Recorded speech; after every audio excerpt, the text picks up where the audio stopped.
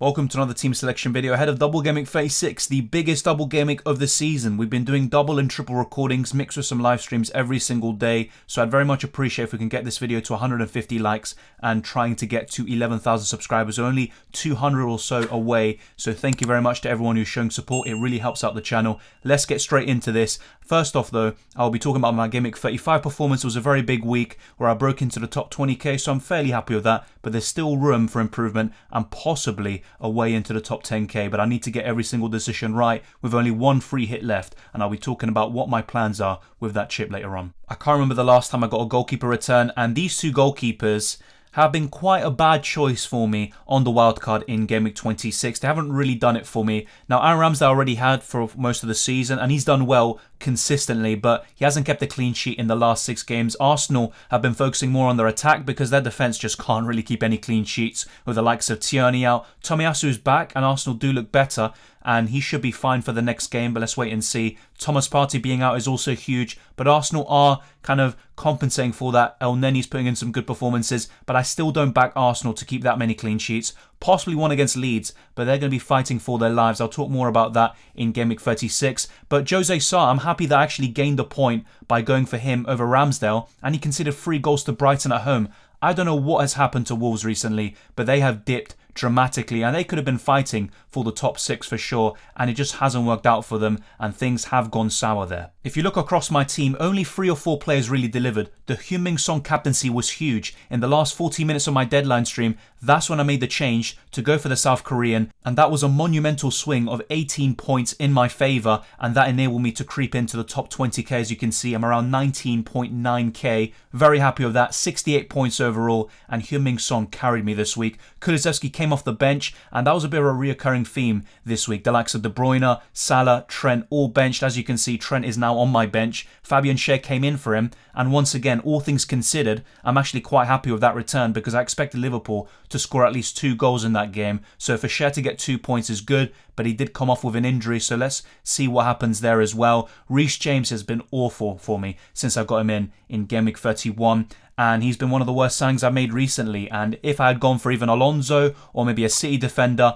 I could possibly be in the top 10k as well. So sometimes you just need that bit of luck when you're making these decisions. I think it made sense at the time, but obviously if I was making that decision a few weeks later, I probably wouldn't have gone for Reece James. It's quite hard to pick out the players who actually did well. Robertson got the clean sheet. Then you've got Bukayo Saka, Kulusevski, who came off the bench with 2 assists. Heung-min Son captaincy, which was the biggest thing for me this week. But as you can see, Saka got a yellow card as well. Same with Mason Mount, who has been awful since Double Gameweek 34, and he should have returned against Manchester United. Then you have Pukki, who blanked once again since I got him in around Gameweek 34. And Weghorst, who came off quite early to secure a 1-pointer. So as you can see, my team isn't in the greatest shape. Doherty's still out for the rest of the season. Reece James just can't get any points. Fabian Schär has a knock. Broja's been awful and he's not even starting the games right now. The rest seems fine, but even the goalkeepers I think could definitely be improved on. Weghorst isn't the best option. The midfield's fine, although there could still be some improvements there as well. So ultimately, my team isn't that great,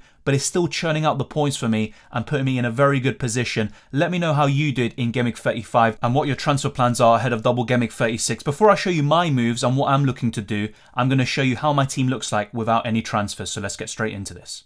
I've got 2 double game weekers on the bench, but one of them's Jose Sarr, who faces Chelsea and Man City, which is arguably one of the worst double game weeks of all time. Then Doherty, of course, is injured for the rest of the season. So I've actually got almost a starting 11 full of double game weekers. Weghorst is the only one that doesn't double. Aaron Ramsdale at home to Leeds and away to Tottenham. I would possibly expect 1 clean sheet there, but it also wouldn't surprise me if Arsenal conceded in both games. They could still win both, but I'm not sure if they would keep a clean sheet in even one of them. That's kind of something that's open to debate. I would rather have Schmeichel, Pickford, Mendy, Edison this week, and Foster. Check out my best bench boost team and my best free hit team where I discuss all of those options and much more across the rest, in different positions, the defenders, midfielders and attackers. But ultimately, I've got a few of the key players that you really need this week. I've got double Liverpool defence, but I've got got huge concerns about Robertson. As I said in my last video, I expect him to start against Tottenham and be benched against Aston Villa after Klopp's comments about rotation. He wanted to rest Robertson, but also not make too many changes to their defence. He played against Villarreal, so ultimately I think Robertson will be benched fairly soon for Tsimikas. Trent, though, I would expect him to start both because he got his rest against Newcastle.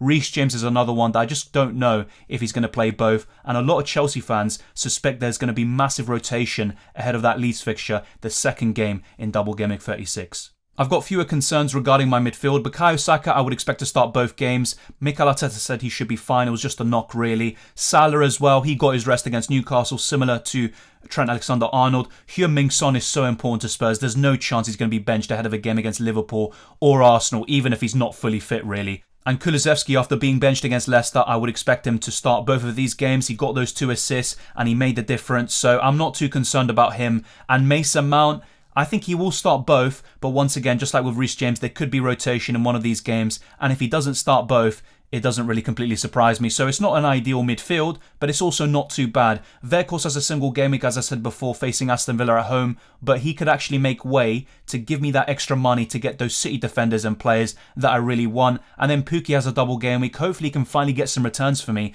because that's now 2 game weeks where he blanks in a row, and that's not too surprising. And that was off the back of 2 successive returns in a row before I got him in. I've got Broja on my bench. That's not the greatest option to have because he doesn't even start games at the moment, and Fabian shares away to Man City, and he's also flagged with an injury. So as you can see, my squad depth is actually pretty poor, and I've also got a few areas of improvement in the defence, the attack, and possibly the midfield as well. So I'm going to show you my transfer plans in FPL.team, and I'm going to compare them as well. Let me know which one you prefer, and I'll probably classify it as Team A or Team B, and I'll try to distinguish both of them. And you can also comment your thoughts down in the comment section below, and let me know what you think. The first set of moves I'm considering, and this is what I'm most likely to do at the moment, is double up on Manchester City defence, get rid of the likes of Doherty and Reece James for Cancelo and Laporte, and in order to fund those moves, I would need to make a downgrade, for example Weghorst to a 4.5 million striker. In this case, it would be Dobbin. Let me know what you think of those moves, but that would leave me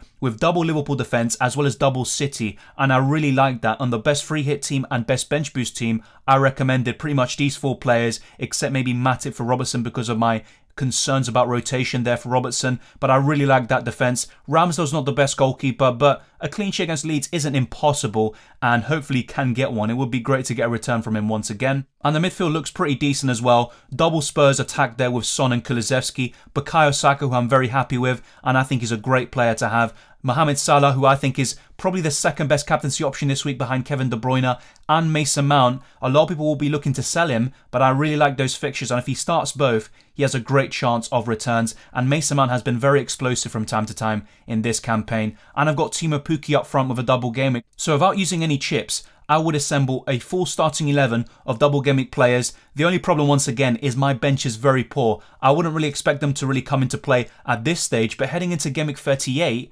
that could be a problem if, for example, rotation happens and a few of my players are benched. I need to sort out my squad depth, but then I'm probably going to be using my free hit in 37 because a lot of these teams that are doubling like Aston Villa and Crystal Palace, I'm not really a big fan of, but I would want them for that double game week in 37, and I'm happy to get rid of them afterwards. I don't really want them. You know, for example, Aston Villa play Man City in 38. I don't want the likes of Cash, Coutinho and Watkins. They could still haul in that game, but the chances are much slimmer, of course. So this is how my team looks like with this particular set of transfers. Now let me show you an alternative where I could be a bit more aggressive and take an additional hit. So remember, this is Team A. This is going and prioritizing for those double City defenders, and this would be for a -4 hit. The second option, you can call it option B, Team B, whatever, I would go for Laporte and Alonso for the same defenders, Reece James and also for Doherty. And I would also get Dobbin or another 4.5 million striker, possibly Greenwood or Gelhardt if I can afford it, for the likes of Weghorst. And the other transfer would be Phil Foden